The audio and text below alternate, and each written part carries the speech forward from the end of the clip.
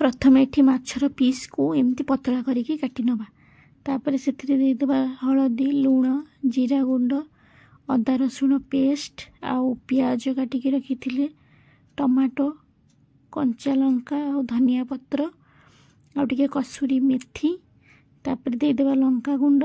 आउ 2 चम्मच दही देदेबा आउटे सोरिष तेल दबा देखा भल भाव मिसई नवा भल भाव मिसई सारा पर या 10 मिनट रखीदबा रेस्ट रे तापर तेल रे सब गोटा मसला को देदेबा जमती सुखिला लंका नहीं तेजपत्र लवंग गुजुराती गरम मसला काठ तापर मैरिनेट करके रखी माछ को से देदेबा